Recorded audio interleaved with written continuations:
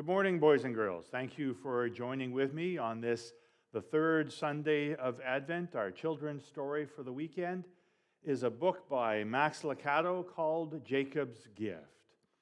Now, before I start to read the story, I just want to ask you a question and have you think about that. Think about your answer to the question while you're listening to the story. If it's Jesus' birthday that we're celebrating on Christmas Day, it's pretty cool, don't you think, that we get presents on his birthday. But if it's his birthday, what sort of gift do you think you could give to Jesus? Well, let's hear about Jacob.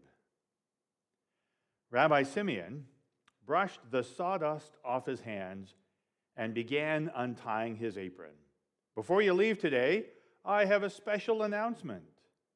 He hung the apron on a wooden peg and turned to look at the handful of boys in his shop. All but one apprentice had removed their aprons and put away their tools. Rabbi Simeon looked across the workshop. One boy continued sawing a piece of wood. "Jacob," the rabbi instructed, "our work is finished for the day. Put away your tools." Jacob didn't respond. The only sound he heard was the swish, swish of the saw. And now, swish, swish was the only sound anyone heard. But Jacob didn't know that. The other boys in the shop began to snicker. Rabbi Simeon let out a deep sigh and shook his head. But he wasn't mad. Deep down, he was pleased. He too knew what it was like to get lost in the world of woodworking. But it was time to go home. "Jacob!" the rabbi called again, his voice a little louder this time. The sawing stopped. When Jacob heard no other noise, he knew he'd done it again. Slowly, he placed his saw on the table. "I'm sorry, Rabbi," he said softly. Rabbi Simeon smiled. "It's all right. Put away your tools and hang up your apron." Jacob quickly cleaned off his work area. With a sigh, he stood and walked across the room, never looking up. This was the part he hated most. Everyone was looking at him. He hung up his apron as the other boys continued to snicker. Jacob's cheeks burned. Finally, the rabbi spoke, and all eyes turned back to him. "As I said earlier, my nephew from Nazareth should be here within a few days. He is a master carpenter who knows quality work. He will help me select one of you for a special task. The one who builds the best project will work with me on the new synagogue." "Oh, it'll be me." The words were so strong in Jacob's thoughts, he feared he had spoken them out loud. Only days earlier, he'd overheard the rabbi say, "Just leave Jacob alone with wood and he can do almost anything." Jacob had turned red then, too, but that time with pride. "I just have to be chosen," Jacob was determined. "I want to use my hands to help build God's house. It doesn't matter if everyone says I'm so shy. This time," "Jacob, did you hear what I said?" No, sir." "I'll be away for the next 3 days, but you may all use the workshop to finish your projects." As the others began to leave, the rabbi asked Jacob to stay. Again, Jacob's cheeks felt warm. He waited until everyone had left and then approached the carpenter. "I'm sorry, Rabbi," he apologized. "I'll do better next time." The rabbi motioned for Jacob to sit on one of the stools. "Oh, Jacob, you've done nothing wrong. I asked you to stay so I could tell you something." The rabbi smiled, pulled up a stool, and sat down. He placed his big hand on Jacob's shoulder and began. "God has given you the gift of woodworking. What is difficult for many is easy for you. Surely you've noticed." Jacob nodded slowly. He'd wondered why other boys struggled with the wood to make things that seemed so simple to him. "God gives gifts, Jacob. Some can sing, others teach, and you can build. You have a special gift. Have you ever wondered why God gave you this gift?" "So I can learn to be a good carpenter?" he guessed. "Well," the rabbi chuckled, "not exactly. God gave you this gift to share with others. Let's say you gave a present to one of my daughters. How do you think that would make me feel? Happy? Of course. Even though you gave the gift to my child, I would feel like you had given it to me. God is like that too. When we give a gift to one of his children, it's like giving a gift to God.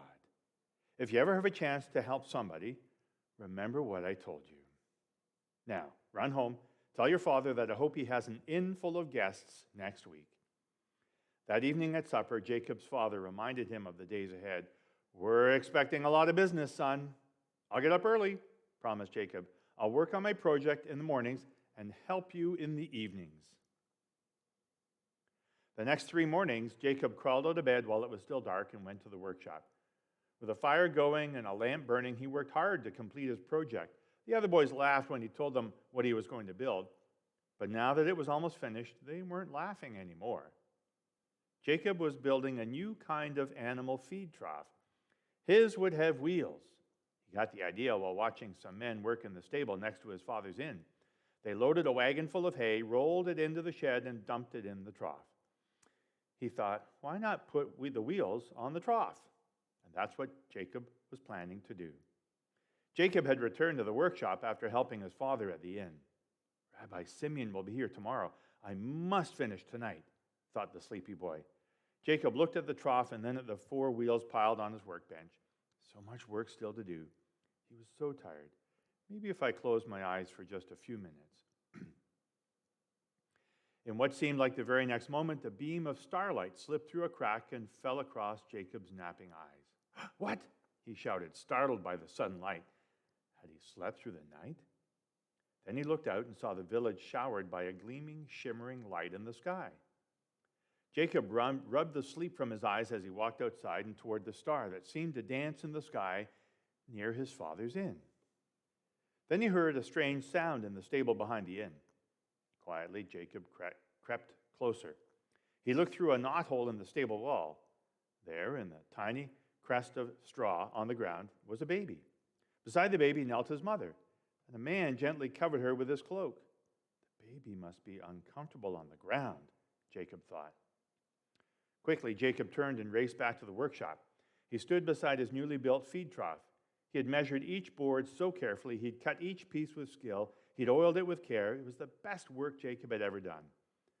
Tomorrow, the rabbi would select the best apprentice. But tonight, there's a new baby without a place to sleep. Good morning, boys, said Rabbi Simeon. This is the big day. Jacob approached the rabbi. Sir, I need to tell you something. Later, Jacob. We need to get everything ready for my nephew. Here, help me. The rabbi's voice drifted off as he began to take the projects outside. An unfinished chair, a desk with one leg too short, a wobbly stool. Then, looking at the stacks of 4 wheels, he asked, Where's your project, Jacob? That's what I was trying to tell you. Something happened. There was a big star and Uncle Simeon, Joseph, Rabbi Simeon shouted, extending his arms. I'm so glad you're here. Jacob's eyes widened. This was the man he had seen with the baby in the stable the night before. With one arm still around Joseph, the rabbi turned to Jacob. Jacob, this is my nephew from Nazareth.